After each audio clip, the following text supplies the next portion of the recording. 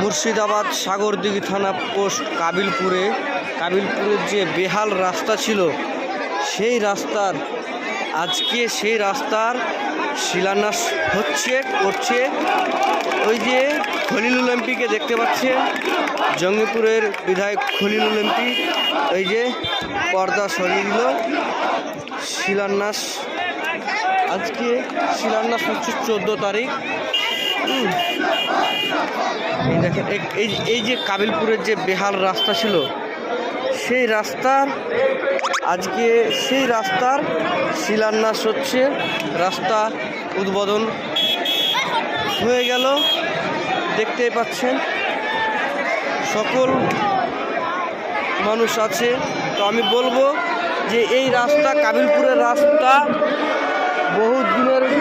দীর্ঘদিনের মানুষের আবেগ ভালোবাসা আন্দোলন করেছে। সেই রাস্তাটা আপনারা বালিয়া থেকে বালিয়া টু টিকটিকি পাড়া অবধি, বালিয়ে তারপরে পাকালপাড়া, কাবিলপুর, লকড়িগোলা, ভূপেন্দ্রনগর, টিকটিকি পাড়া। আমি সকলকে বলবো রাস্তাটা সবাই মিলে আপনারা সবাই মিলে এই কাবিলপুরের রাস্তা সবাই মিলে দেখে নেবেন। আর যার রাস্তার ধারে বাড়িঘর আছে দয়া করে সরিয়ে নেবেন। 18 ফুট চওড়া হবে রাস্তাটা। আপনারা সেই রাস্তার উপরে কাউরি যদি বাড়িঘর থাকে অবশ্যই আপনারা সেই বাড়িঘর আপনারা নিজেই সাইড করে নেবেন, কেননা রাস্তাটার আপনাদেরও দরকার, আমাদেরও দরকার, সকল মানুষের দরকার। এই যে কাবিলপুরের রাস্তার আজকে শিলান্যাস হয়ে গেল।